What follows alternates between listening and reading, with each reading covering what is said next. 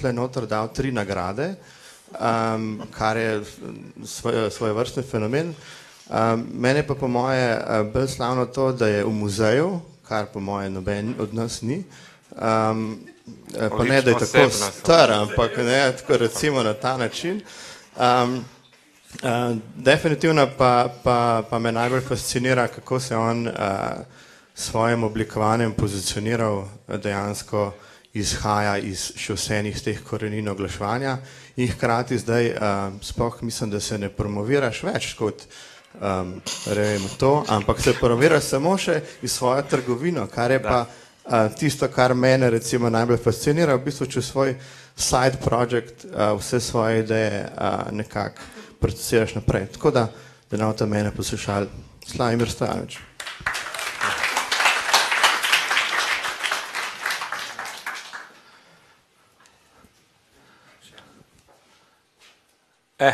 Milina, dobar dan svima. Ja sam što me najavio Gregor. Pričat ću na srpskom jeziku dosta precizno, da vide ovi moji prijatelji Slovenci koji me znaju koliko to tečno pričam i kako mi fantastično to ide. Dosta sam se mučio, 7 godina sam ovde. Znam slovenački, naravno, koliko je moguće da se za 7 godina nauči, ali verujte mi, ovo će biti zabavnije na srpskom.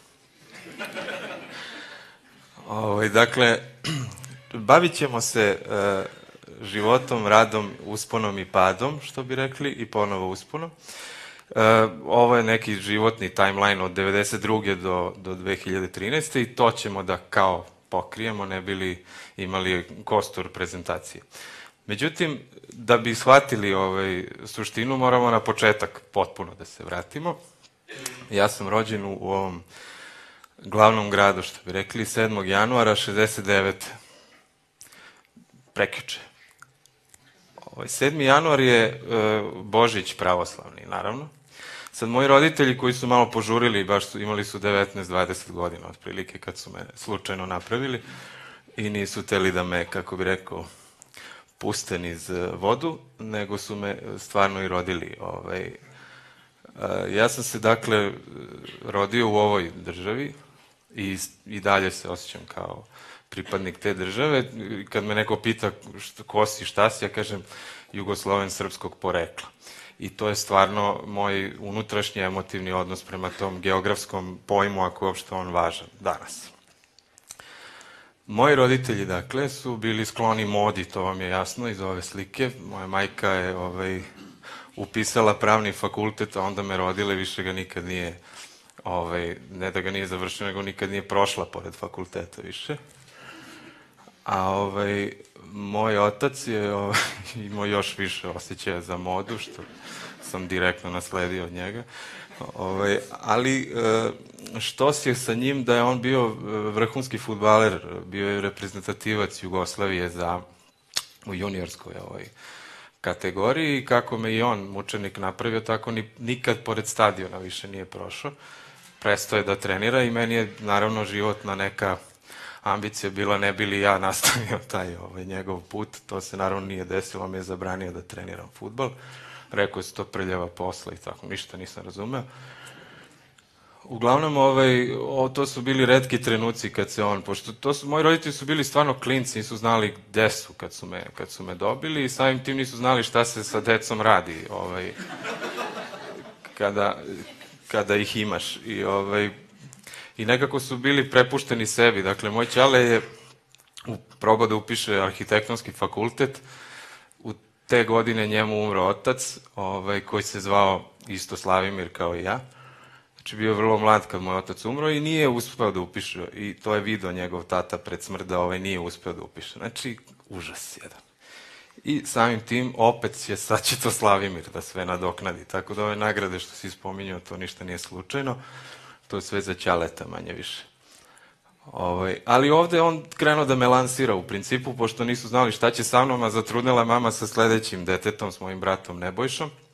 Mama se zove Ljiljana, a tata Momčilo, dakle to je malo glupo ne pomenuti. I onda su oni mene, dakle, ozbiljno lansirali u Vašington kod babe i dede koji su tamo živjeli, radili u ambasadi. 72. To je naravno, to su moji baba i deda, vrlo veseli ljudi, isključivo se tu samo pilo i pevalo, to su pobednici iz Drugog svetskog rata, partizani takozvani, a ovi tatini su bili ovi što im ne bi bilo ništa loše da je kraljevina ostala. Znači, već je tu bio problem u transfer of power, što bi rekli, u moje kući. Tako da, pošalju me oni fino kod njih u Vašington, ja se osjetim prvi put u životu i toga se osjećanja sećam do dan danas i nosim ga u sebi, da sam satelit i da nisam, Bog zna kako, poželjen. Ja sam godinu dana sa 3 godine bio, od 3. do 4. godinu danas nisam vidio roditelje. Bio sam sa ovima koji su mi dragi i sve, ali to su sad neki stariji ljudi koji na mene brinu. Oni su gledali što više da mi kupuju igračaka i da nadoknade to što nije mi tu mama ili tata. Tako da taj osjećaj satelita je počeo tad da se dešava i taj me osjećaj ceo život objektivno stvarno prati. Međutim, vratio sam se naravno u Beograd 74. i bio sam potpuno izgubljen u smislu, sećam se tih vrlo živo tih osjećanja koje sam imao tada, ali sam bio izuzetno radozno i gledao sam šta ću i kako ću da ljudima se dokažem i pokažem od najranije mladosti, što je bila posledica direktno tog nekog sklanjanja od primarne porodice i onda kad sam se vratio, onda je neka podsvest, verovatno, to nisam mogao da racionalizujem tada, ali sam hteo da se dokazujem, stalno da dokazujem da sam ja ipak, ja sam vaš, ajde, evo. I onda sam nešto tražio sa šta ću da radim. Moj ćale, pošto je hteo arhitekturu da upiše, imao je ipak neke talente, znao je odlično da crta, njegov rođeni brat je odličan crtač, rođeni brat moje mame, još bolji od njih dvojice zajedno, tako da sam ja u stvari počeo crtam jer sam vidio da svi reaguju na ove crteže što pokazuju stričevi i ujaci, kad god je neka pijanka masovna. I, međutim, za ovu sliku šta je važno, osim što sam stvarno nevjerovatno sladak ovde, ne ličim na sebe uopšte, ali što si je da ovo sam ja sada isto, u sebi naravno, u sebi sebe ovako stvarno doživljavam, ja sam ostao apsolutno na tom nivou i to je osnovna preporuka za sve koji se bave kreativnim poslom je da nikad se ne odraste, ni slučajno. Iako život izgleda kao da nas ubija i tako dalje, ako se zadrži dete u sebi, još ako je slatko ovako, onda ozbiljno može čovjek da bude srećan. Dakle, ja sam sladak iznutra, to sam teo da vam kažem. Ovako sam ja to precrtavao, naravno, kao i svi normalni ljudi. Ja sam precrtavao to što je moj stric znao da crta, tako da u tom uzrastu od 5-6 godina, naravno, 3. dimenzija mi nije bila baš najjasnija, ali vidim ja da moj stric to... I ja onda sad gledam ovo i precrtavam. I tad je počeo prvi put da to daje rezultate, jer su se ovi sad odjednom svi oduševljavali. I ja sam nekako uspevao da nadoknadim onaj osjećaj da sam sklonjen iz porodice time što sam konstantno crtao i stalno tražio tu vrstu potvrde. Znači, ovo je poprilično, jasno mi je da je psihološki profil Slavimira Stojanovića ovde, ali je jako važan da bi se razumelo zašto i kako išao moj neki životni put. Nadam se da ste jastuci i organi, to dobit ćete kasnije, pošto 4 sata traje prezentacija. Ovde, recimo, isto jedan od crteža, ali ono što je važno da u tako mladom uzrastu sam imao tu Shell, Michelin, ESO i tako te logotipi su važniji od modela ovde, samog motora, naravno. Ovo dan danas, evo, pa ovo je nacrtano 75. možda, 4. 5. Ovo danas izgleda super, ima da se napravi sad, KTM ima takav model, majke. Videli su moju prezentaciju. Ovo je moj brat sa leve strane, koga baš bilo briga za sve, on nije morao ništa da dokazuje, ja sam naravno stalno morao da se glupiram nešto i da pravim od sebe budalu, ali mi je to jako prijalo i bilo mi je značajno da uvek ja budem taj koji nešto tu sad je u centru pažnje, a ovog baš briga ceo život. Nebojša se zove, samim tim, normalno, ničeg se ne boji.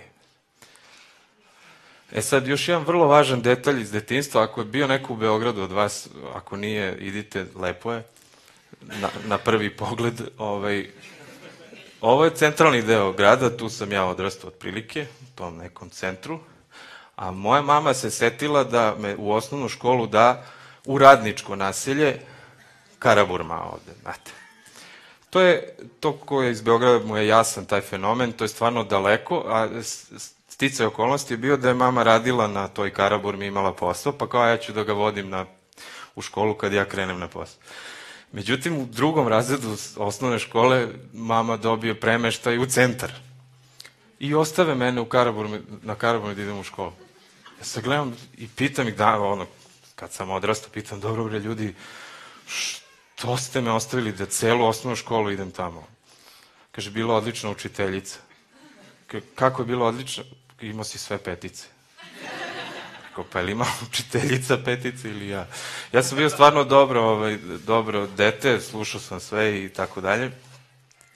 I u toj istoj školi, dakle, ja sam imao 2 društva, jedno u centru, drugo na Karaburmi i odrastao sam opet tako paralelno i opet sam imao taj satelitski odnos prema svemu, prema životu, da ne pripadam ni Karaburmi, ni Cvićevoj, toj ulici u centru grada. Međutim, uvijek sam imao potrebu da nešto iz centra, specijalno sad ću ja da vam donesem vi paćenici sa Karaburme, a uopšte stvarno nisam tako mislio, ali to je bilo stav klinački, i donese meni ujak ovu single ploču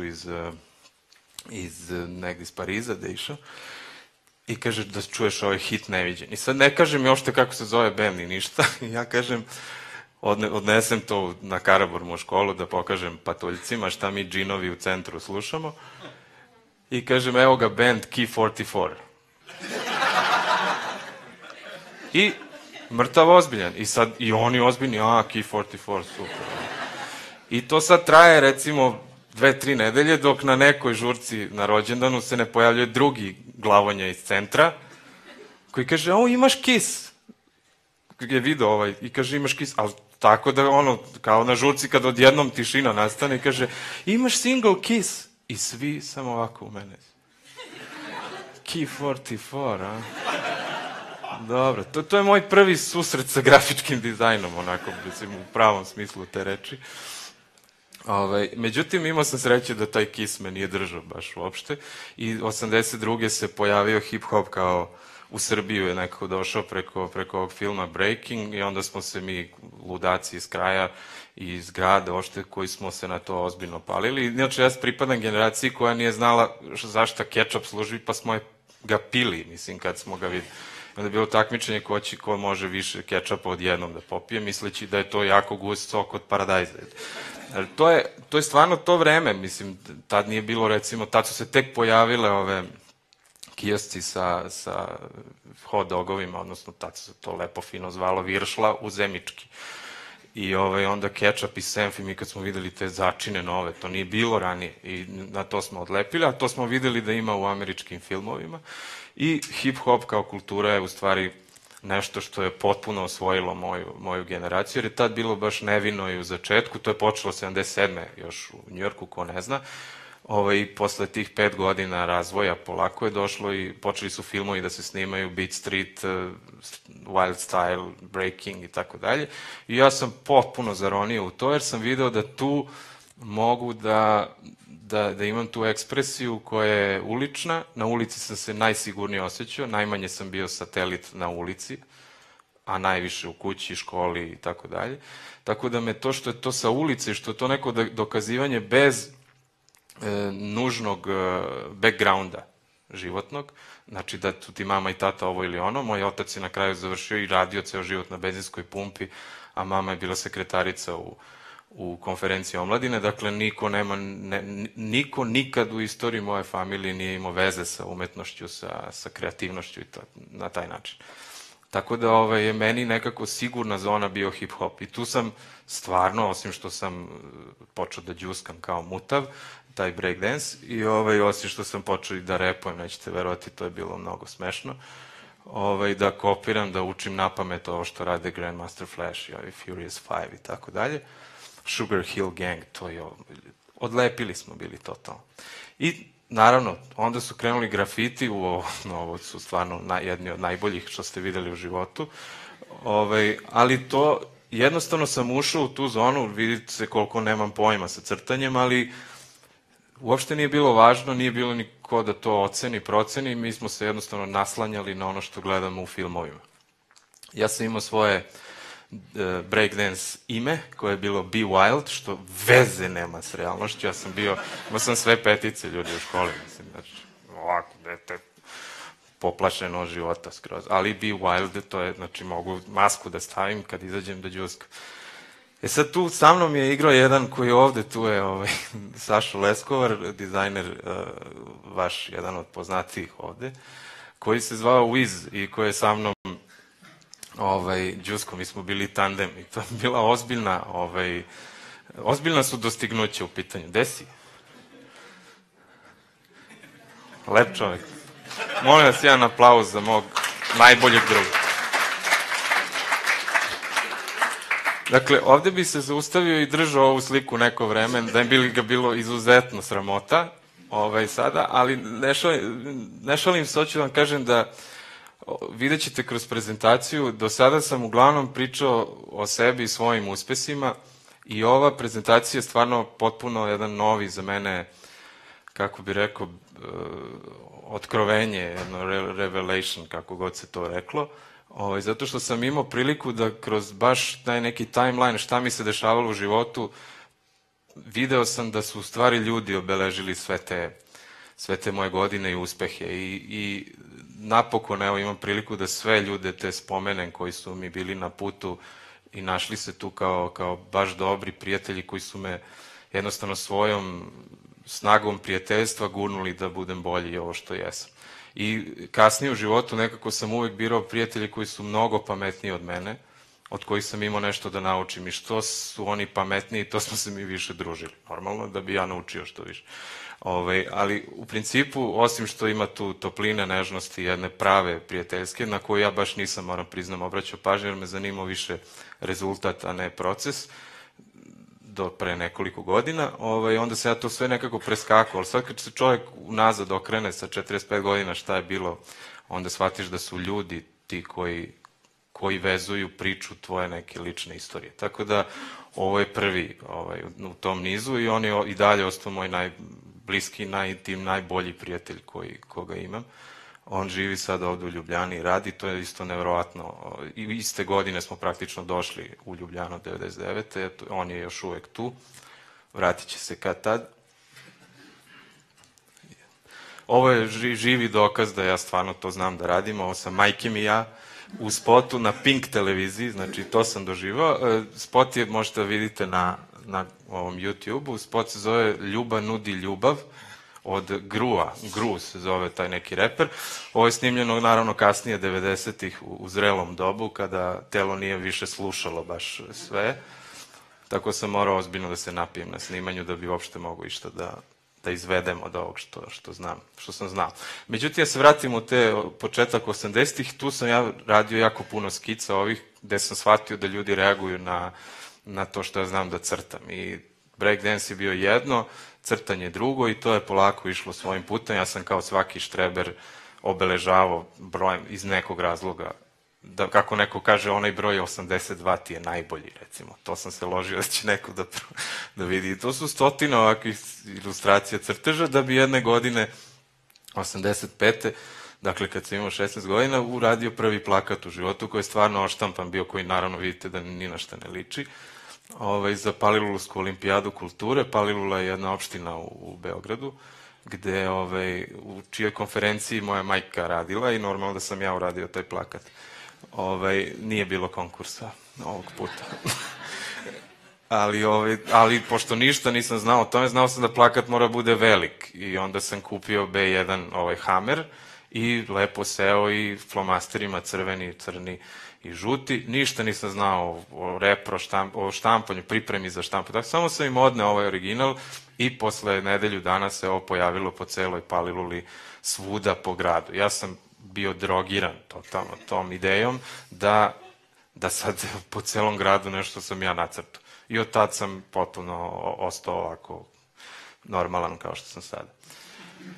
Ovde možda najvažnije od svega je veličina potpisa na B1 formatu koje piše Slavke, tako su me zvali ovi autor, sve napisao, sve rukom. Ja ne znam šta postoje fontovi da ima, da ne, ništa ne znam. 16 godina, niko mi ne radi u tom poslu, nemam pojma. Znači, samo sam im doneo užas, Hammer. Međutim, 85. sam saznao, neko mi je rekao da postoji dizajnerska, kao ajde idi bre uči, vidiš da nešto imaš talenat i tako dalje. I upišem se u srednju dizajnersku školu, tad smo imali ovo usmereno obrazovanje i onda u drugi razred kreneš sa prijemnim ispitom. I sad prijemni ispit je bio užasno komplikovan za mene jer je moralo da se slika sa temperama. Moralo je da čovek koristi druge metode, ja sam samo koristio hemijsku i flomaster. I prvi put kad sam došao na pripreme, ovako izgledao prelaz između crne i ove. Znači, nisam znao uopšte kako se boje mešaju, ovo je znači prvi rad na pripremama. Očigledno sam znao da crtam, ali da slikam veze nisam imao. I onda se to naravno nauči. I kao i svaka škola, kad si vredan i uporan, sve može se savlada i nauči, uopšte nije problem. Ako imaš neki osnovni talent, ali pre svega naravno volju, to vam je jasno svima.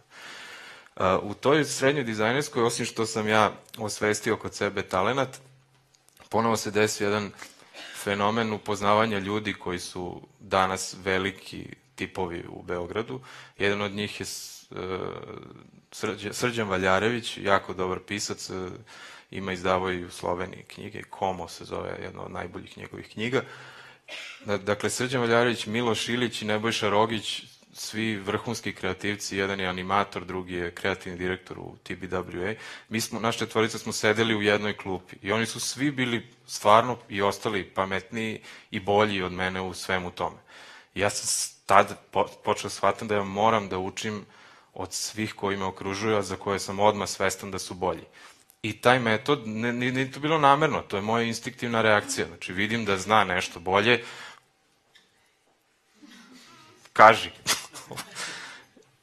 Tako isto sam otkrio ove ljude koji su me inspirisali da se bavim ilustracijom, jer sam vidio da mi to najbolje ide u tom periodu. Ovo je Dušan Petričić, možda ste čuli za njega, ali on je stvarno ubedljivo najbolji ilustrator u Srbiji, koji sad živi u Torontu već 20 i nešto godina. Ovo je njegov stil ilustrovanja koji sam ja naravno kopirao godinama, ne bi li dostigao taj nivo uopšte krafta, što bi rekli, zanatstva. A drugi je Jugoslav Vlahović, koji je ilustrator u Ninu, koji profesor je sad na akademiji.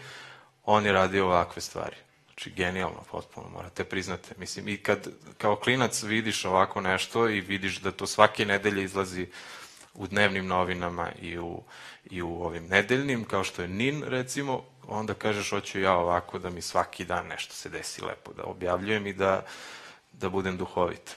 Ovo je Mirko Ilić, njega možda i znate, možda i ne, on je najbolji dizajner sa prostora bivše Jugoslavije. 85. je otišao u New York, ali njegovi ilustracije, radovi su bili stvarno nešto između stripa i izuzetno pametnog stilizovanja, simboličkog i tako dalje. Dakle, to su tri čoveka koji su direktno najviše uticala na moj razvoj u tom ranom periodu. Međutim, ja sam se otimao, nisam hteo da baš samo se bavim dizajnom, nisam hteo ni da slušam Ćaleta koji mi nije dao da treniram ovaj fudbal. I to je krenulo izuzetno rano, ali nikom nije jasno kako je od toga došlo do ovoga, na primjer. Potpuno nejasno šta se tu dogodilo, na putu zaludilo. I što si dakle u tome da je fudbal ima svoju estetiku koja vas tera da pravite budalo od sebe. Međutim, ja to dan danas naravno redovno upražnjavam, to on je veliki ventil i preporučujem svakom ko hoće da se povređuje redovno da se bavi fudbalom. Onda posle te srednje škole i ovog upisanog fakulteta i vojske i sve sam odradio kako treba, krenulo je se raspada moja neprežaljena država i onda sam ja 92. da ne bi slučajno otišao da nekog moram da ubijem ili mene neko da ubije, onda sam ja zbrisao u Göteborg gde mi ujak, drugi mamin brat, živi i tamo sam se upisao na akademiju da završim zadnju godinu na faksu tamo. Göteborg je jako sličan Ljubljani, zato sam se posle u Ljubljani isto tako dobro osjećao. Tamo sam se preporodio potpuno jer je sve sređeno, divno je nacrtano ko iz bajke, potpuno divan grad. I ja sam baš tad naučio da crtam, tad sam već znao sve da radim šta treba i gledao sam od čega ću da preživljavam, ukapirao sam da znam da skinem ove neke ilustracije nekih poznatih ljudi i tako, pa sam krenuo u neke stilizacije, Sylvester Stallone, moram da prepričam ko je, pošto se baš ne vidi odmah, ali krenuo sam s tim stilizacijama. Znači, naučio sam da crtam, ali sam vidio da moram da imam autorski pečat neki da bi uopšte za nekog nešto ozbiljno uradio. I sad, ovo je naravno Madonna, ne znam, Reagan i tako dalje, i to sam ja poređao ovako iza sebe na jednoj ulici i počeo da crtam karikature. Znači, to je najveći blam u životu koji može čovjek da doživi, je da radite nešto u čemu niste vešti. Zašto vam treba ogromno vreme za stilizaciju? Znači, komparativna razlika između mene i pijanih Rusa, bradatih akademskih slikara koji su isto to radili, komparativna prednost je, kod njih piše 3 minuta, 10 maraka ili već kruna čega, karikatura. A kod mene ne piše koliko minuta, jer kad sedneš jednom, ostade 2 sata tamo. Ozbiljno, znači neverovatna sramota, zato što za ovu stilizaciju, to su stotine skica dok nisam došao do ovih stvari, pogotovo do ovoga, ovaj me uništio, mislim. Ali sam ga našao na kraju, mislim, to je, ali to kad ti neko sedne ovako i sad ti treba njega, znači objektivno nemam taj talent da brzo to uradim, imam talent za stilizaciju, ali za ovo da prenesem baš karakter i to, jer ovo što su ovi Rusi radili je više ličilo na ovo, i gotovo. A plus, kad jednom sednu učenici, bila jednom neka izuzetno klempava devojka sa velikim ušima koja je sela i sad odmah se okupi velika količina njenih prijatelja i kao, ajde, i štapuće mi, vidi uši koliko ima, čekaj, moja, sramota, a svi gledaju, znači nevjerojatna sramota jer ja ne znam to brzo da uradim, mora da narežem prvo olovku pa krenem da crtam, znači užas jedan. Šta se događa? Ja od sramote za njene uši počinjem da joj crtam nos veliki, a ovi iza kažu, ne bre, uši, vidi koliko ima. Znači, ja onda, najgore od svega što možete da uradite kada vas gledaju svi da crtate nešto, je da uzmete gumicu i da počnete da brišete to što ste napravili. Ja uzmem gumicu i brišem sad njen nos. A ovaj jedan se vata ovako za glavu i kaže, pokazuje kao da ona ne vidi, a ona gleda u njih sve vreme ovako. Užas, ali preživao sam to nekako, od toga sam dobio nekoliko ozbiljnih poslova za lokalne dnevne novine, pošto te stilizacije realno nisu bile uopšte loše i onda je došao neki art direktor koji me zvao da radim za Göteborgs Dagbladet, to je neki njihov časopis. Jag kan prata svenska jättebra, znači ja izuzetno dobro govorim švedski za tih par meseci što sam tamo bio. I onda sam počeo ozbiljno da radim te novinske ilustracije i osjetio sam se kao ova trojica što su mi bili uzori u ovim stvarima. I rekao sam sebi, evo, bato, ti si stvarno, mislim, ovo je neviđen uspeh, uspeo si to što si hteo i šta se desilo, počeo me boli vrat. Ne mogu da crtam dugo. A sve što, stvarno, boli me vrat, ne mogu, ukočim se ovako, crtam i boli me vrat. I vidim ja da neće tu biti karijere baš neke. Vratim se u Beograd i počnem da radim logotipe. To je, u tom trenutku su se demokratizovali, kompjuteri su postali dostupni svima. I ja sam počeo da radim jako puno logotipa, jer jednostavno takvih poslova je bilo puno, raspadala se država, pravile su se nove firme za muljavinu i tako dalje. I ja sam tako imao sreće da me zovu, da su čuli da ima neki klinac koji je školovan u Švedskoj i kao on radi logotipe, razbija. A ja radio karikature tamo. Strašno, mislim. I dakle, ovde je glavno, samo da vam kažem da je proces najvažniji, kod mene je proces vizualizacije posle hiljada, da ne kažem miliona skica, proces vizualizacije, ono što mi se desilo crtajući, znači transferišući sebe iz ilustratora u dizajnera, tako što sam shvatio da ću uštedeti sebi vreme ako se igram sa simbolima koje su ilustrativni, znači koje imamo jezik simbola, ali da ih prebacim u neki grafički jezik. Naravno, u to vreme se pojavio Neville Brody i ta cela jedna ekipa zvezda dizajnerskih koje sam ja naravno pratio još da vidim šta rade i te njihove stilizacije su mi se jako dopadale i ja sam to naravno isto počeo po početku da kopiram, a posle sam to usvojio kao i svoj jezik.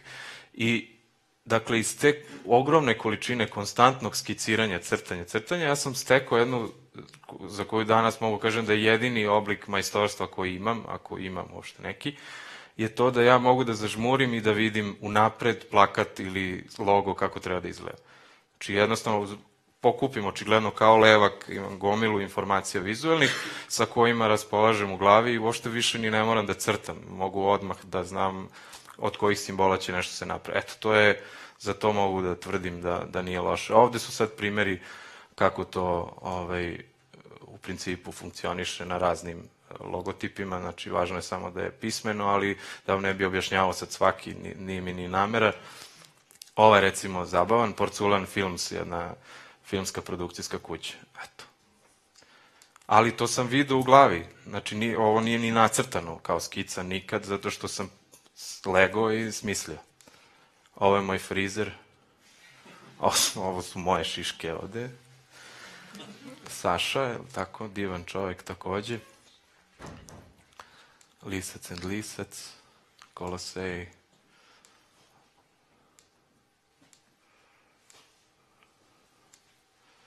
Olympic centar, najdi Picasso i tako.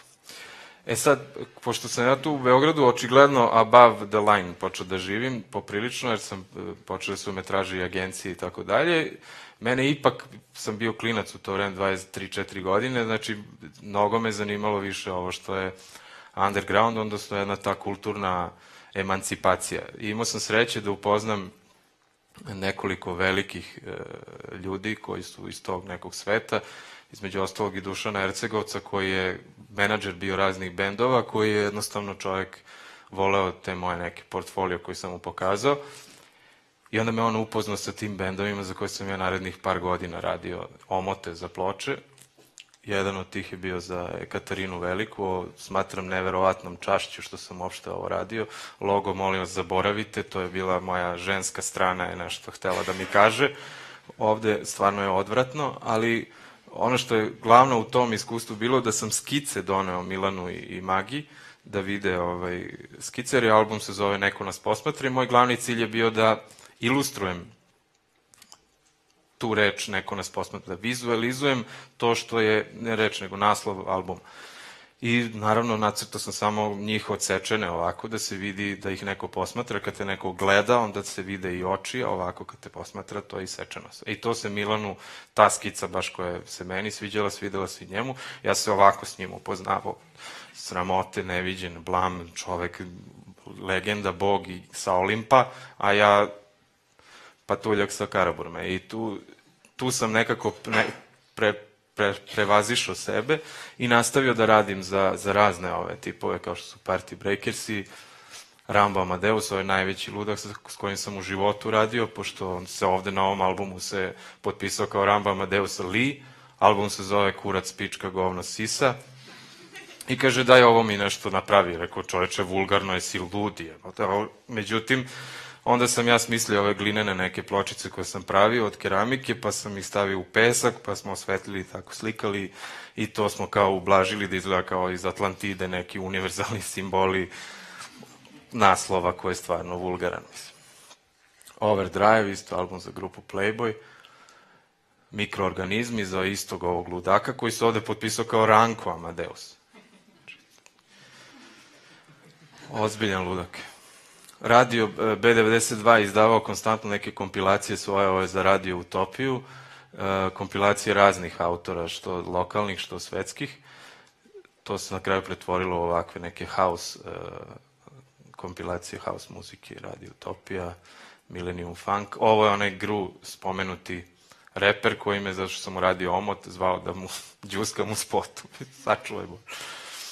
Onda se pojavio Dragan Saka, ne znam da li znate ko je on. Mlađi u Beogradu nemaju pojma, što je neverovatno, ali to je čovjek koji je ostavio ozbiljan trag u advertising svetu i on je video da ja se strašno puno trudim. To je bilo čudno u onim vremenima kad se raspada država, da neko išta radi kreativno. Ja sam baš bio klinac, dakle 23, 4, 5 godina. On me pozvao da dođem u Sači agenciju, se tada zvala, sad se zove New Moment. Pozvao me tamo da radim na časopisu koji on pokrenuo, koji se zvao New Moment, koji u stvari bio nastavak starog časopisa kulturnog u Srbiji vrlo aktuelnog, koji se zvao Moment. I on je sad napravio New Moment, nazvao ga je Art and Advertising magazin i onda je ubacivo neke oglase unutra koje smo mi dizajnirali i tako stekao pravo da se takmiči po festivalima. Znači, imao je agendu da, naravno, nas pusti da se tipografski iživljavamo koliko god smo mogli. U to vreme David Carson u svetu dosta, kako bi rekao, uhvatio maha sa svojim dekonstruktivizmom i mi smo to mogli da radimo isto u Srbiji u vreme totalnog haosa i raspada države, svega. Znači, rat na televiziji, a mi glumimo Carsona u sred Beograda. Međutim, to je naravno počeo da osvaja nagrade i priznanje u svetu. Dragan Sakar nije štedeo para, to se danas jako retko dešava. U Srbiji više toga nema, jer smo mi iscrpili očigledno sve pare za takmičenja tih godina. Sad više niko manje više ne šalje, tu i tamo neko dobije, sad su skoro dobili opet iz njegove agencije nešto na Kanu, mislim čak i Zlatnog lava jednog i tako. Mislim, oni nastavljaju tu tradiciju. Njemu je i bila ideja da hoće da osvaja nagrade, video je u meni da imam potencijal da proizvodim projekte koji dobijaju nagrade, međutim šta se desilo, ja sam se zeznuo pa mu pokazao one stotine svesaka sa skicama. On je rekao, zanimljivo, daj da malo ja to prelistam. I onda je listao moje skice i rekao, ovo napravi, ovo napravi, ovo napravi i jednostavno ja sam tako, mi nismo imali klijente uopšte za sve projekte koji su dobili nagrade. Znači kad mi neko kaže kao svaka ti čast, pa mislim, imam skice studentske, klinačke, ovake, onake, koji su samo dobro zaživele kad se stavi u kontekst nekog brenda. Tako da sve moje nagrade i priznanja, bez obzira što ja sam na tom putu, u tom procesu sam strašno napredovao, ja sam tako učio što sam radio za nagrade. Znači imao sam visoko postavljenu bar, već kako se kaže na francuskom, i ovo je bila ekipa iz tog New Momenta, to su sve žešći intelektualci, ja sam tu našao kao ništa mi nije bilo jasno odakle ja tu. Međutim, onda su se počeli se dešavaju ove stvari. Dakle, napravio sam za Sony Walkman oglas i odneli smo klijentu, klijent je rekao šta je bre, ovo Srbi neće da razumeju narednih 20 godina, ovako nas gađao, a to neki izuzetno iskompleksirani predstavnik Sony-a, Japanac, koji je po kazni iz Bugarske prebačen u Srbiju. Znači, frustriran mučenik, jadan, razumem ga, još je bio sav nešto bubuljičav i debeo i tako, a ja izuzetno lep i onda mu tamo nudim nešto, razumem. Šalim se, naravno, divan jedan čovjek, ali mi je odbio ovo, sve što sam radio, ali mi smo to slali posle na takmičenje i osvajali sve Epiku, Grand Prix, mislim, hoću kažem, šta god da smo poslali, dobilo je neku nagradu. Ja sam tamo za tih 7 godina preko 150 samo nagrada dobio, tako što je keširao, slao na sva takmičenja sve što sam uradio i što su i drugi radili, ali ja sam baš imao nekako sreće da najviše dobio nagrade, zato što sam ja samo na to bio koncentrisan. Ja skoro uopšte nisam radio dnevne projekte. Ja sam bio tamo zatvoren u jednu sobicu i keks i radi. Ovo je recimo stvarno bilo realizovano i ceo Beograd je bio izlepljen sa ovim plakatima i onda nam je, ovo je sajam tehnike, jasno vam je šta se ovde nalazi. Vi ništa ne vidite ovde, to je baš lepo. Sajam tehnike, dakle, i onda dođe direktor sajma i kaže šta ste mi uradili? Mi rekao šta je, pa baš smo lepo. Ljudi dolaze na sajam i traže gde je na kom štandu izložen ovaj čekić.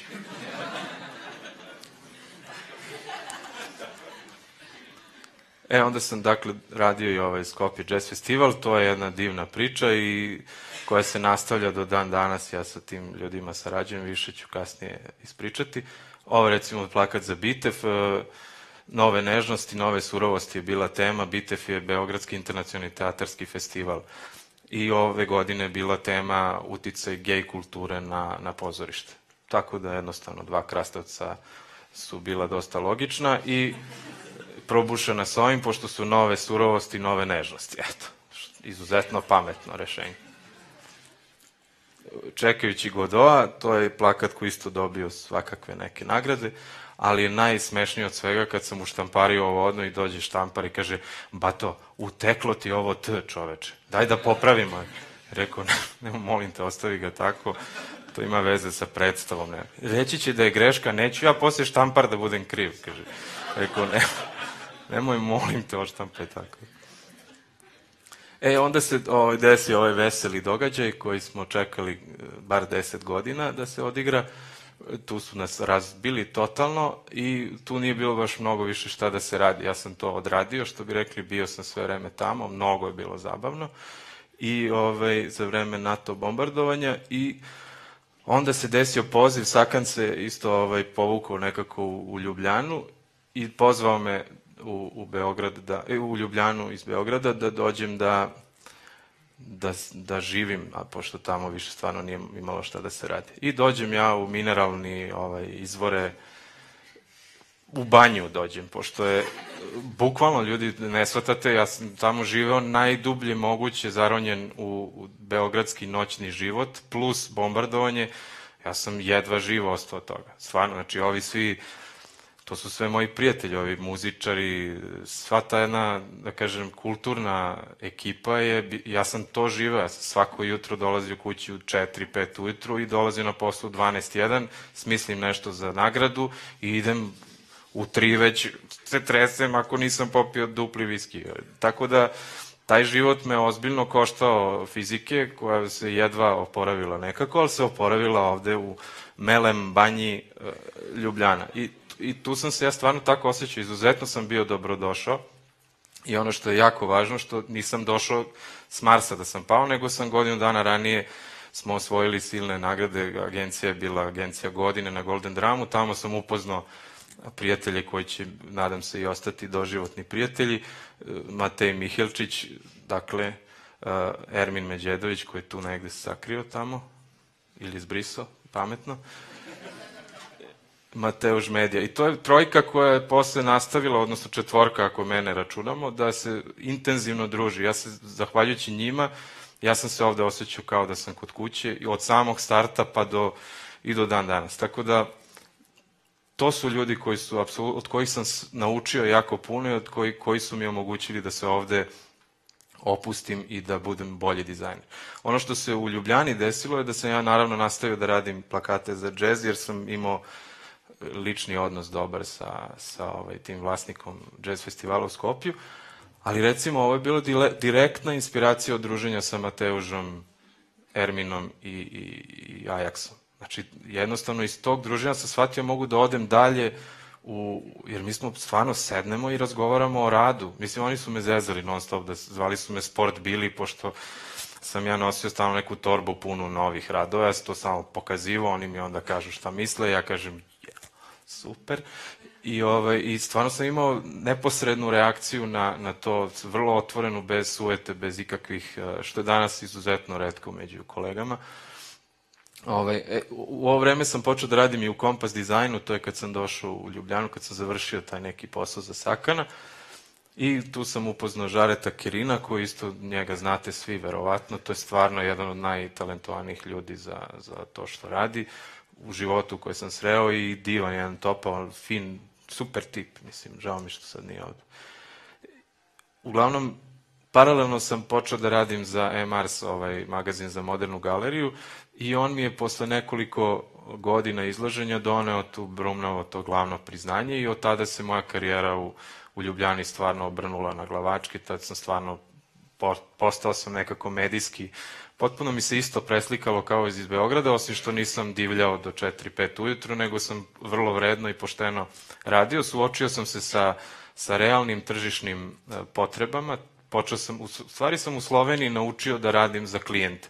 To nisam znao u Beogradu uopšte, tamo sam bio zaštićen pod staklenim zvonom, ptica ubica, što bi rekli. Dakle, kod E-Mars magazina je bilo značajno što sam pozvao lokalne tipografe da radim sa njihovim tipografijama, tu sam nešto od Martina Bricelja uzimao recimo, ili ovo je font koji se zove Omar Sans, koji je radio baš Ermin Međedović, koji je zbrisao na vreme.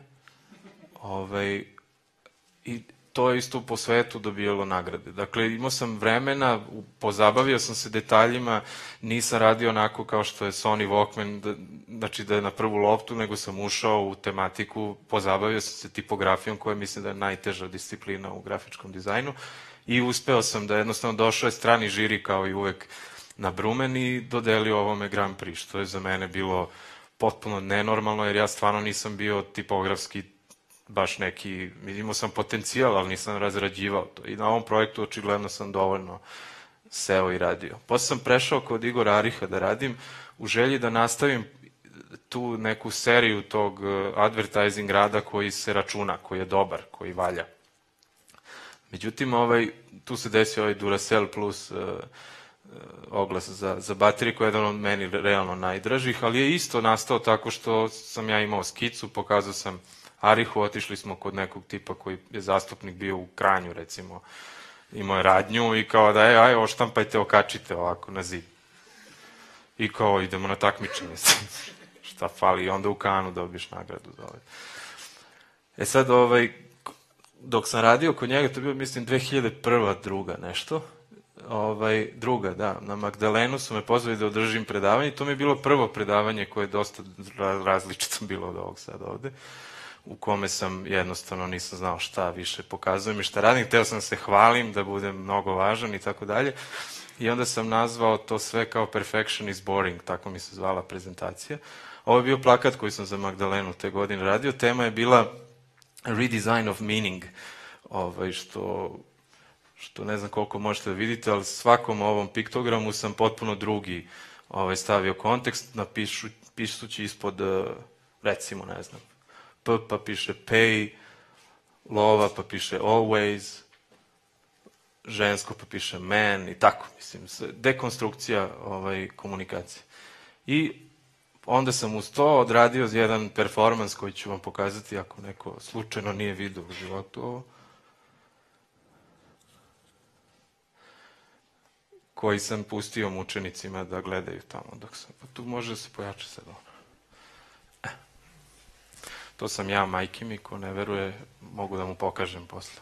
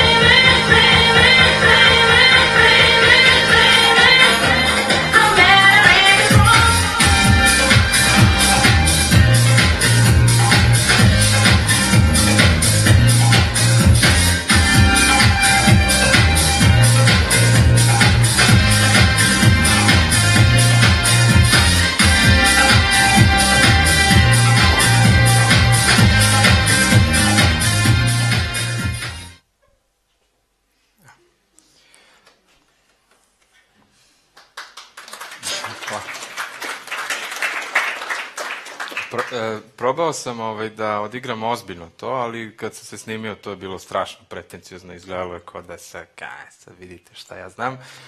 Ja majke mi znam bolje da igram od ovoga, ali ovako je bolje, da. Ovako je pametnije. Uglavnom, otišao sam iz Ariha i napravio svoju agenciju, jer je jednostavno, design studio mali, koji se zvao Futro i bio poprilično uspešan. U jako kratkom roku dobio sam neke vrlo važne i ozbiljne klijente.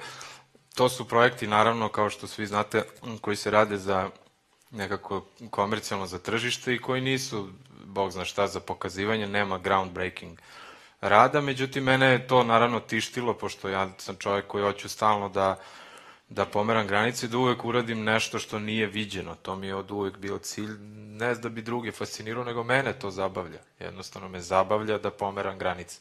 Ako to ne radim svako malo, ne moram baš svaki dan, ali ako ne radim dovoljno često, vrlo sam nezadovoljan svojim životom. Tako da, posle godinu dana napravio sam flyer koji sam podelio prijateljima, slali smo na jedno 700 adresa, recimo ovaj plakat koji je bio Futro First Year, poziv za žurku, u stvari Young and Mature, kao je bila tema, tako da je sad mi je odvratno kad imam dete i ovo vidim, užas jedan. Ali dobro, ovo sam, naravno, Photoshop, morao sam sebe da slikam da bude autentično, nisam se brio tih godina i tako. Međutim, ovo je jako važno spomenuti da, pored toga što da bi čovjek ostao normalan, odnosno lud dovoljno, mora da se druži sa istim takvim ljudima. Tu su naravno prednjače od mojih prijatelja u Ljubljani, prednjače braća Miladinović, Dara i Mile, i oni će isto ostati moji doživotni prijatelji i to je taj osjećaj kad kod ih vidim ovde kao da sam nekog najrođenijeg vidio. I kroz taj neki život i konstantnu razmenu te energije, te topline ljudske, ono što je mene, kad me neko pita šta ćeš u Sloveniji tamo dosadno, u poređenju sa Beogradom. Međutim, ja sam stvarno napravio jedan krug ljudi, ekipu koja je po mnogo čemu kvalitetnija od onoga što imam u Beogradu. I recimo tu je i Loša i Magnifico i ovaj ludak od malo pre Rambo Amadeus, njega verovatno znate kako izgleda. I to su, kažem, ja s njima kad se vidim svima, ja se osjećam kao da sam deo Olimpa, a ne Rudnika. Onda sam izmislio taj Futro fanzin koji je kao bio cilj da se promovišem u nekim art, da kažem, svetu, da bi radio što više groundbreaking poslova, a da na jednoj strani radim ovo kao spoljni saradnik ili za agencije ili direktno za klijente. I godinu dana sam ovo izdavao, to sam radio zajedno sa Ivanom Ilićem koji je ostao i dalje živi ovde u Ljubljani, fantastičan jedan tip, umetnik pre svega, sad se bavi i on dizajnom jer od umetnosti leba nema, ali on je bio neka vrsta urednika u tom celom našem poduhvatu, to je bio jedan dvostrano štampani B2 plakat koji ima s jedne strane jednu sliku, s druge drugu i to je bila neka umetnička, da kažem, autorska interakcija sa stvarnim svetom u kome živimo. Od toga je izašlo 12 brojeva, tad sam se zabavljao sa ćerkom štampara, tako da to nije bilo tako teško odštampati, što bi rekli. Onda su me pozvali da predstavljam Sloveniju, što je bila nevjerovatna čast. Umeđu vremenu sam dobio i slovenačko državljanstvo i onda sam predstavljao Sloveniju sa ovim nekim piktogramima od kojih sam napravio lampe, naravno, na dizajn festivalu u Londonu. I od tad sam shvatio da možda mogu i neke autorske stvari da radim, da ne moram baš po narudžbini sve da radim u životu. Tako da je to bio prvi moj neki izlaz u javnosti, to baš pravo u London i tamo sam dobio odličan stvarno feedback, bilo je ljudi koji su ovo izuzetno dobro primili i cilj je bio da se tamo onda živi, pa to može i da se proizvodi, jer kad živiš ovde ili u Ljubljani ili u Beogradu, to je izuzetno teško, to vam je jasno kako sve to ide. Ali ja sam onda nastavio da radim ove neke oglase, ne bi li isto nastavljao tenziju PR-a i tako dalje. Ovo je za mog ovog optičara, Optika Rugel, serija oglasa. I ovo isto što je zamanuo, pa ne vidi čovjek, tako da i ja tu imam sad dosta često besplatne naočare kod njega, pošto sam naravno besplatno ovo uradio sa ciljem da imam projekte za takmičenje. Ovo je isto za optiku Rugel. I za Skopje Jazz Festival 2006. sam napravio ovo i to je opet dobilo i na Brumenu isto neke silne nagrade i tako. I tu moram da podvučem da ovaj čovjek, Oliver Belopeta s desne strane, mi se postavio kao otac u životu, ja kad god odem u Skoplje, kao da idem kod drugog tate tamo. I on je stvarno jedan divan, topao čovjek koji puštate da radi šta hoćeš, zna tačno, pošto on radi sa džez muzičarima, on radi sa umetnicima, jasno mu je koliko je to fragilna jedna kategorija. A zna da kaže kad misli da si skrenuo s puta. Znači, zna da mi kaže, daj, nemoj da mi to tvoje, nego aj malo pomeraj. Idemo dalje. I zato su ti plakati uvek dobri na kraju. Onda sam imao tu sreću da uzmem mesec dana off 2006. u Ljubljani, pošto je sve nekako zatvarao mi se krug životni i morao sam da vidim šta ću dalje. I otišao sam u New York na mesec dana. Poneo sam 20.000 eura za mesec dana. Znači sve što sam praktično zaradio u Ljubljani i dođem ovde i odlepim. Ja sam ceo život teo tamo da odem i možda i da živim, da vidim jednostavno kako je. I tamo sam dakle bio mesec dana. Smestio sam se kod Mirka Ilića u agenciji njegovoj, dao mi jedan sto i tamo sam bukvalno kao probao da idem da radim. To je trajalo 3 dana, 4. dan sam bio već pijan i tako je bilo do kraja. Posle uopšte se nisam otreznio nikako, jer sam imao previše novca i premalo obaveze. Tako da, grad je potpuno isti kao Beograd u nekoj atmosferi. Ja sam se osetio kako sam došao tamo, mislio sam da sam rođen tamo.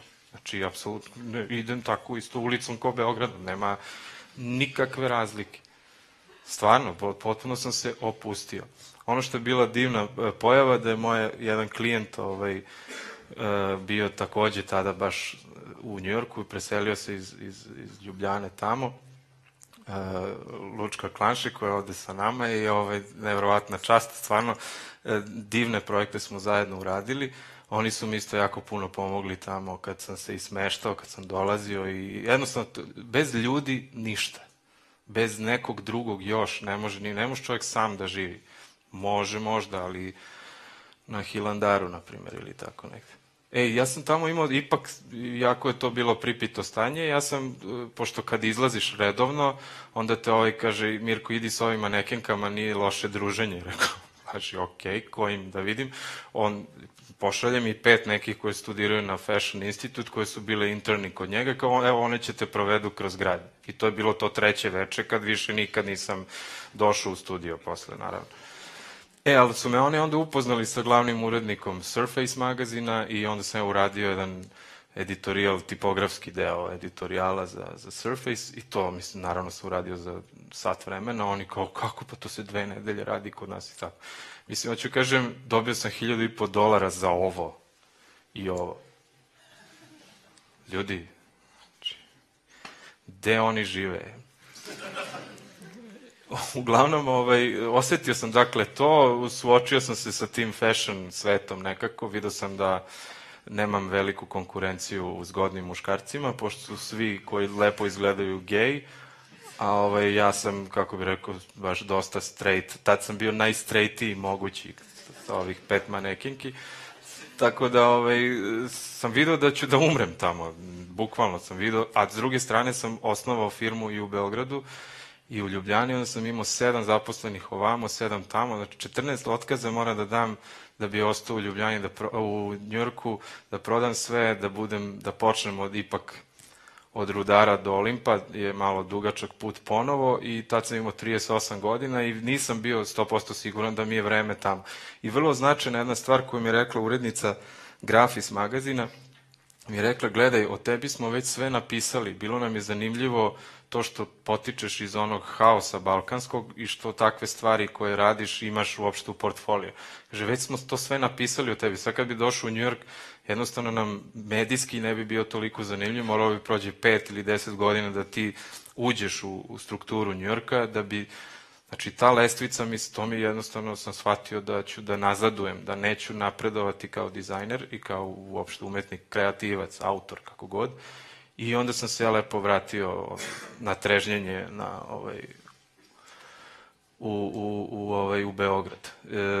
Naravno, sve vreme sam ja paralelno imao firmu i ovde, par godina, probao sam da sedim na 2 stolice, išao sam 2 put nedeljno Beograd-Ljubljana, više nisam znao, probudim se ujutru, počnem na jednom jeziku sa jednim ljudima, na drugom s drugim i ne znam ni gde sam, po plafonu sam otprilike prepoznavao gde živim, jer sam uglavnom ležao, mislim.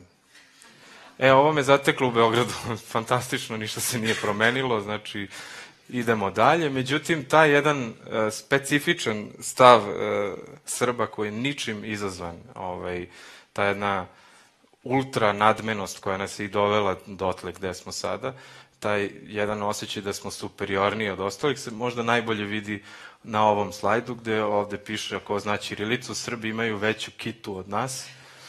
Znači, ovaj ludak radi negde u Africi i napisao im je ovo i rekao, ajde da se slikamo. Znači, ovaj.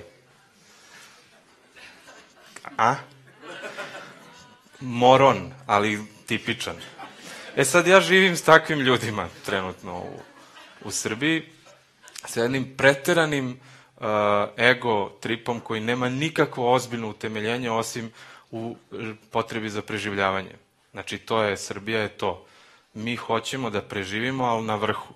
Znači, nemoj da se ja mučim. Znači, ako čak sam ultra tamo siromah neki, ja ću imati stav da ću sad da ti glavu polomim ako mi kažeš nešto pogrešno. I to je, nažalost, to je džungla u kojoj žive samo lavovi i tigrovi, eventualno. Znači, nema ptica, nema zmija, ne postoje. Svi su lavovi i tigrovi. I muški i ženski, mislim, samo. I razmnožavaju se, mislim. I onda sam ja, se vratio ipak na vrh te piramide, ne bi tek tako se odlučio. Ako znate, zgrada Centralnog komiteta, stara na Ušću u Beogradu, ovo je pogled iz moga studija koji sam imao tamo, znači to je na 24. spratu, stvarno fantastičan osjećaj i rekao, kakav New York, vidi ti ovo, znaš, i tako dalje, noćni skylight, ovo ono. Velegrad, ovde mi je bio studio, ceo deo, 140 kvadrata. Ovako je to izgledalo. Znači, imao sam, ovde ih je 3, imao sam ih 7, imao sam mesta za 30 ljudi u firmi. Ali sam ja to široko, sad ću ja vraćam se, ja sam bio u Njujorku, znate. Znači, i to je normalno puklo u roku od 2 godine, zato što ja nisam menadžer, ne znam to da vodim. Izgubio sam 2 velika klijenta koji su jednostavno odlučili da rade sa nekim daleko jeftinijim, jer je došlo do urušavanja sistema vrednosti koji inače slabo postojao u Srbiji, ali međutim, da kažem, visokim, velikim biznisima u Srbiji ipak postoje klijenti, ima i ljudi koji su školovani napolju i tako dalje, da ne bi sve crno predstavljao.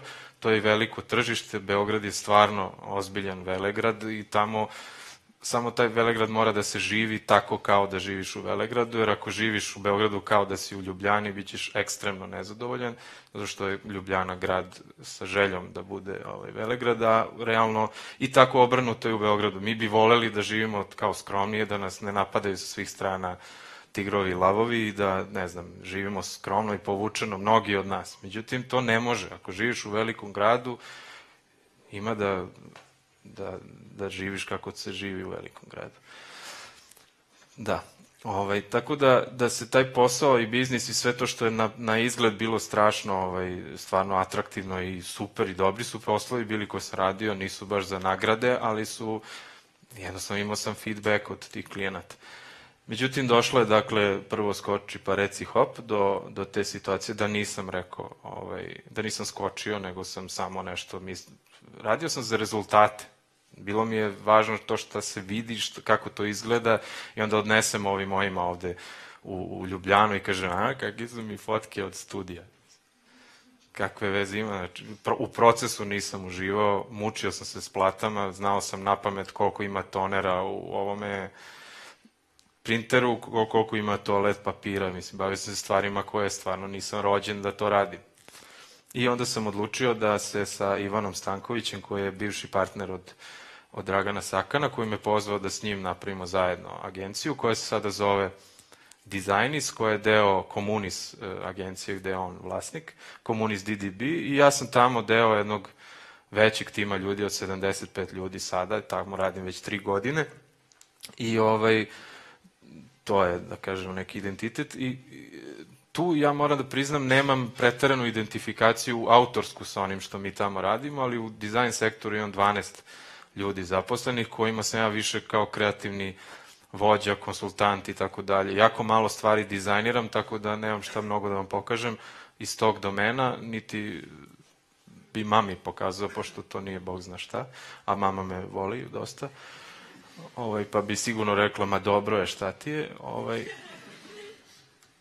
Međutim, onda sam ja uvek tražio neki dodatni izgovor šta ću i kako ću dalje da radim za ovo pomeranje granica. Plakati za Jugoslovensko dramsko pozorište, kad sam došao do te situacije da me puste da radim šta hoću, zato što je besplatno, i dao sam sebi rok 15 minuta do pola sata za skice i 15 minuta do pola sata za realizaciju plakata.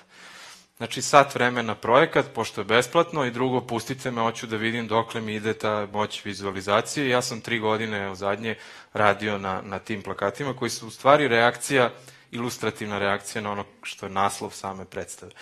Recimo, Tako je moralo biti, Nušićeva komedija, Nebeski odred o Auschwitzu i umiranju i odlasku na nebo, U močvari isto jedna tragedija, Za sada nigde, Ana Lasić koja ovde živi napisala fantastičan komad o ljudima kao što sam to vreme bio ja, koji odemo vamo, odemo namo, ne znam gde sam, o satelitima jednostavno predstava. Drama o Mirjani i ovima oko nje, ovo je Mirjana, ovo su ovi oko nje, koje guše. Histerija, drama o Sigmundu Freudu i Daliju koji žive zajedno u istoj sobi, zaključani. Metamorfoze, erotska predstava. Nije smrt biciklo da ti ga ukradu, Biljane Srbljanović. Znači, bukvalno samo simbolički povezivanje onoga što piše već u samom. Praktično uzimanje ove komunikacije sa advertising jezika. Znači, tretiram naslov kao copy, a ovo mi je image. I to je bukvalno taj pristup. Samo što je stilizovano nekako grafički da bude ugodno za oko, što bi rekli.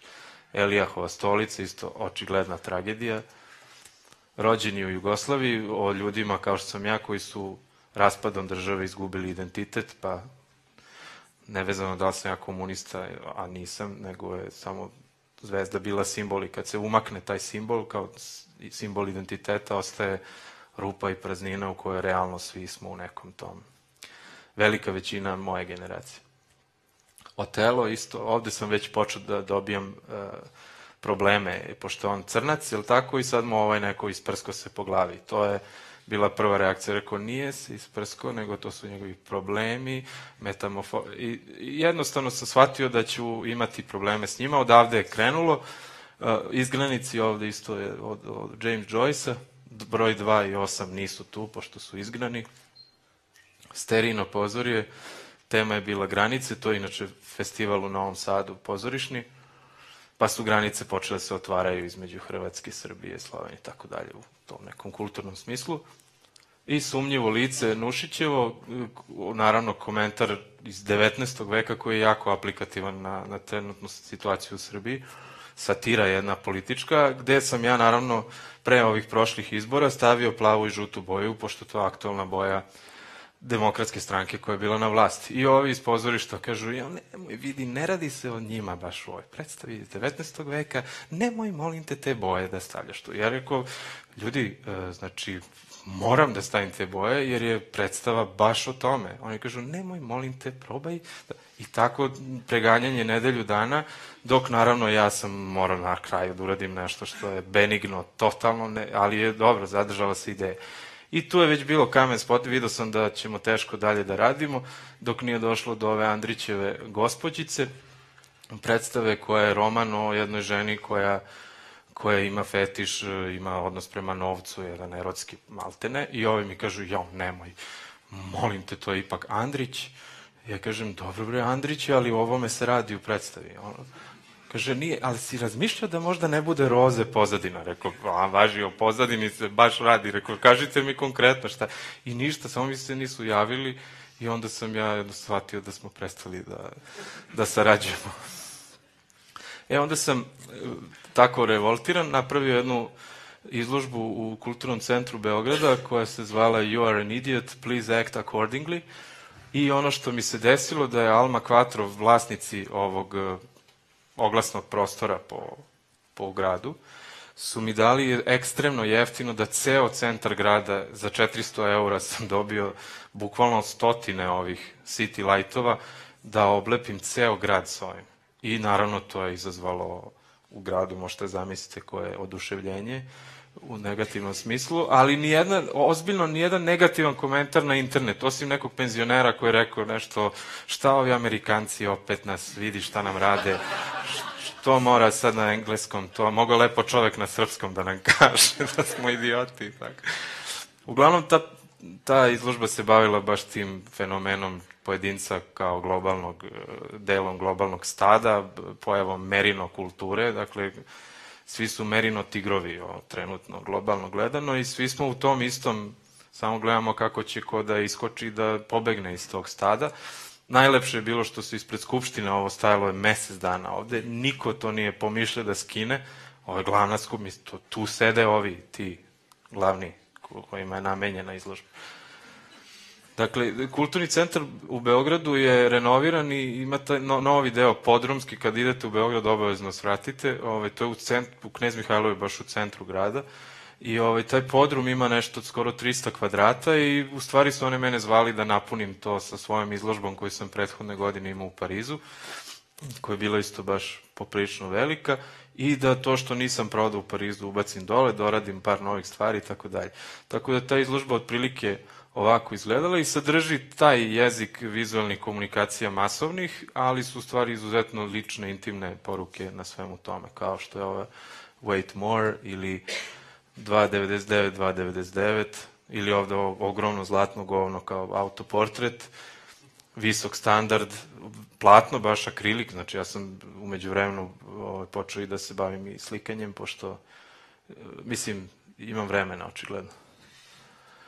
Onda 665 koji se pali gasi, piše Almost Evil tu. Ovaj se besio, to sam od polijestera radio, koštalo me 3000 € da napravim. Prodaću ga jednog dana za 300. Ali on gleda kad je vreme da se naravno obesi. Izgleda potpuno realno, vrlo je dobro izvedeno.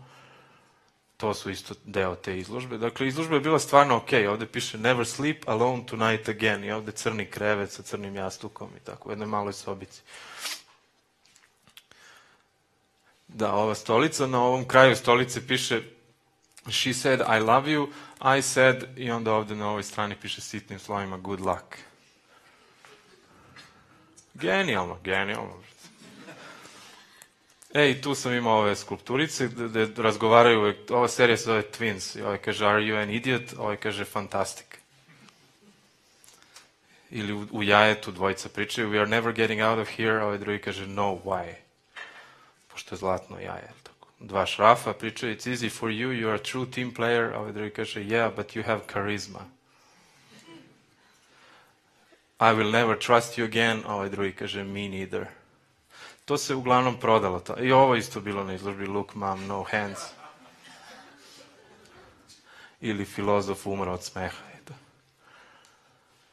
Onda su mi, pošto se ta izložba preselila u Novi Sad, onda su mi tamo ispekli pogaču, kao zahvalnost. Neka žena koja radi u Kulturnom centru mi je napravila ovo. Rekao, kako ja to da pojedem sad, majke ti ženo? Ona kaže, pa nemoj da jedeš, gledaj samo. Umeđu vremenu ja sam se plasirao napokon da postanem i profesor. Postoji u Beogradu Nova akademija umetnosti. Od sledeće godine ću imati svoju katedru za grafički dizajn. Naravno da sam im odmah požurio da im sredim logo koji sad izgleda slabije. I tako sam sad napravio baš ovo kreće kampanja ovih dana preko interneta na tu temu. Sad, ovo je možda najvažniji deo cele priče, jer čovjek kad je satelit, on stvarno hoće da i da luta i satelit može bude stvarno kvalitetan satelit samo ako ima ozbiljno uzemljenje i da zna gde mu je dole centrala koja se redovno javlja i šalje podatke. Ja sam imao neverovatnu sreću da mi se to desi u Beogradu. Našao sam svoju centralu koja se zove Olja i koja jedina zna da đuska sa mnom. U stvari, ta je onako, kako bih rekao, veoma sam srećan čovjek što se to desilo uopšte. Onda se desila i Nađa i tu je počelo se odvija to uzemljenje totalno ovog satelita, gde Nađa sad raste i ne samo dete, nego i kosa njena. To su njih dve, to je 10 miliona eura košta da se proda. Ovo ja dobijem svako jutro. Kad se budim, uvek mi nešto novo nacrta. Naravno da je slomila umeđu vremenu iPad, ali prvo ću da je prebijem, onda ću da je kupim novi. I onda sam ja smislio da ovaj futro koji sam naravno ugasio umeđu vremenu u Ljubljani i u Beogradu, da od toga napravim brend, pošto sad shvatio sam da jednostavno imam dete, ženu, imam potrebu da moja kreativnost ne bude samo u službi drugih i ljudi i klijenata, ne mislim ništa loše o njima, nego jednostavno ta čaša kreativnosti i onih skica toliko je velika, gomila se, prepunila se čaša, ona mora, ta smesa mora negde da zaživi, inače ću ja poludeti. I onda sam shvatio da za dobrobit svoje porodice i svega treba da napravim nešto što ostaje za mnom, a ne samo moj rad i hvala o sopstvenom radu. I to je taj osjećaj u stvari koji me ispunio kada sam kada sam napravio porodicu, a to je da se ne radi o meni ili o mom radu, nego se radi o mom ulaganju moje energije, emocije, strasti i ostalog u taj rad. I taj proces, to unošenje, o tome se radi u životu. Meni je trebalo 40 godina da to shvatim. Jer sam sve vreme radio za ciljeve, za rezultate, i taj rezultat kada ostvariš ti realno ne možeš, niti uživaš u procesu, niti u onom što ide posle, ali posle uvek ide dolina. I bio sam stalno nezadovoljan, stalno nesrećan, do pre par godina. I evo sad kada sam napravio, dakle Futro je skraćenica od Future Retro, a u stvari znači sada, znači nije ni prošlost ni budućnost, nego sada, i to je ta isto jedna ozbiljna životna lekcija koju sam naučio, da život mora sada da se živi. Zato ja sad prvi put uživam ovako u predavanju, jer nemam ideju da sad vi treba kažete posle kakav je bio genijalan ovaj. Nego ja uživam. Vi ćete reći, sigurno sam bio genijalan, ali ja stvarno u tom procesu uživam sad. Dakle, ja sam na Facebooku napravio seriju ovih oglasa gde glumi moja ćerka koja majke mi kaže sve što treba za tatu, ili ovo isto jedno od jačih.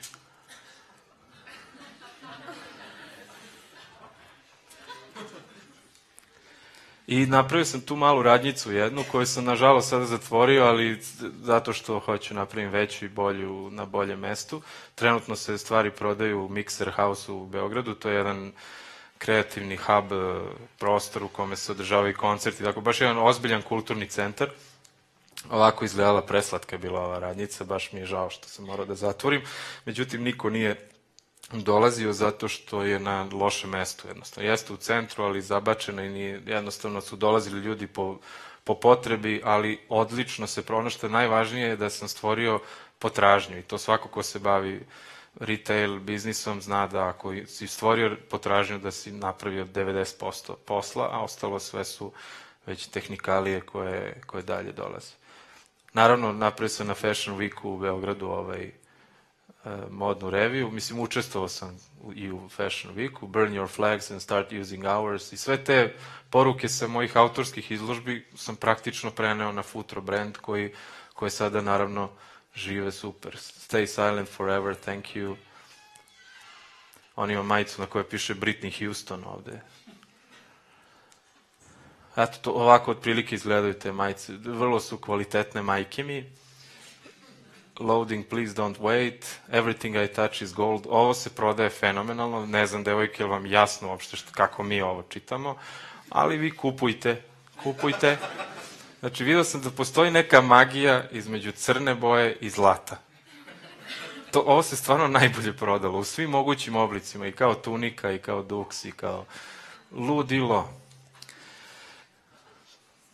Dakle, ima tih, evo je Britney Houston, Never Boring isto na opačke. Ovo super izgleda na dečijim majicama, roze i plavo, tako, mislim, One Way.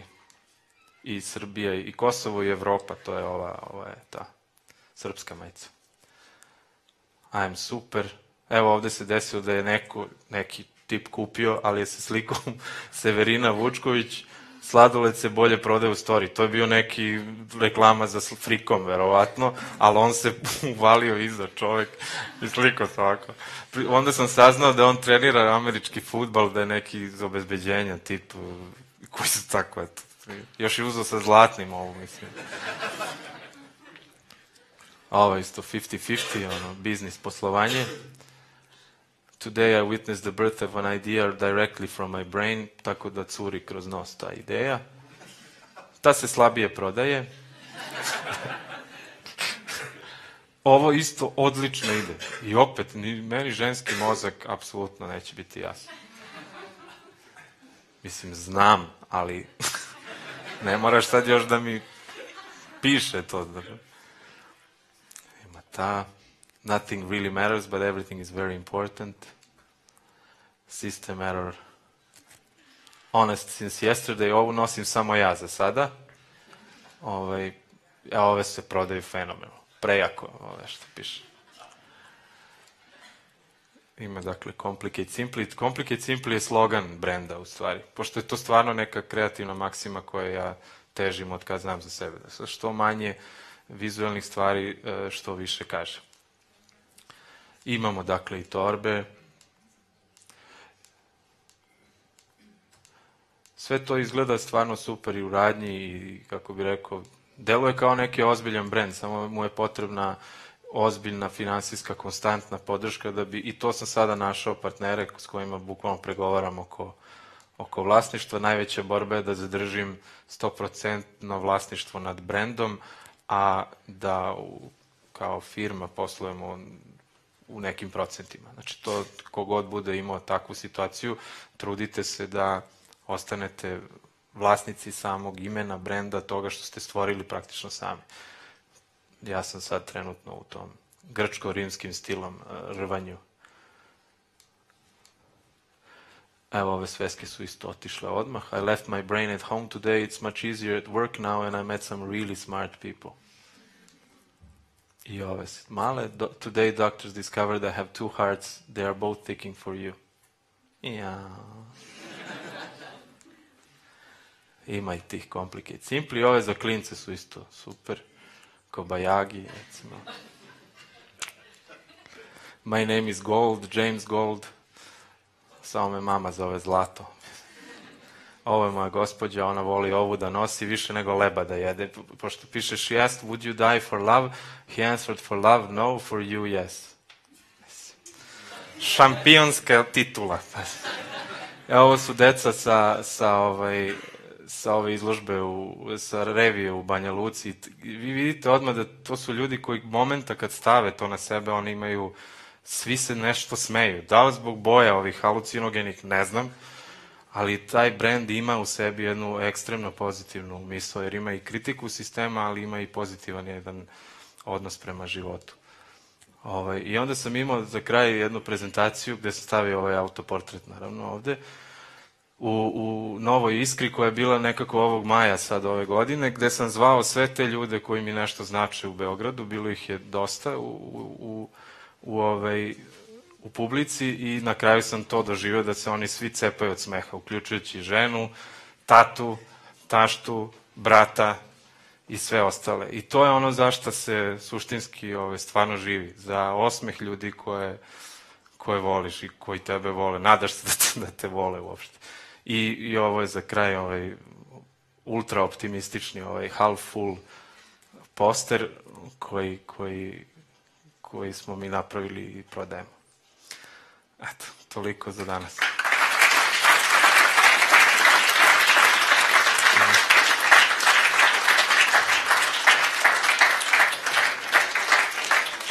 Evo, najlepše hvala, Slavomir, si dokazal, da mogoče nisi še za muzej.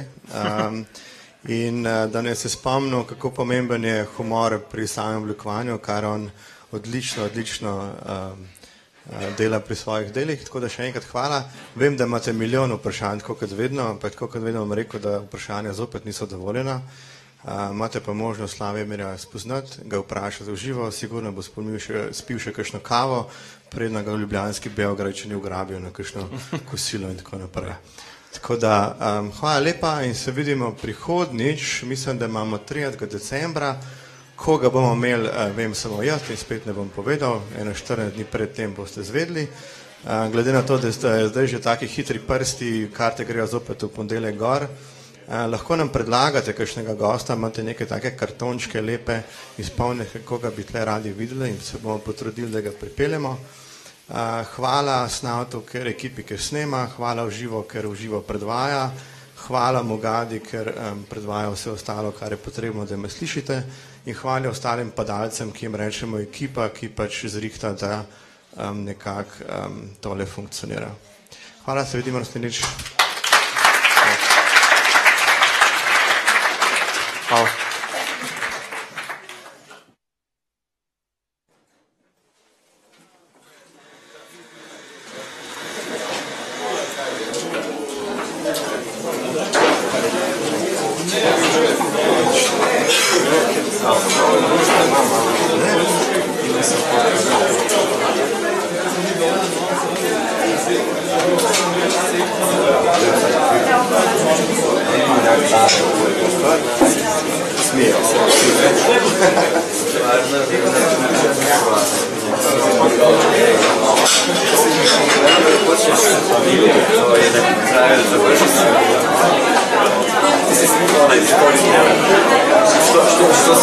Što svi prodaju, sad niko ne zna da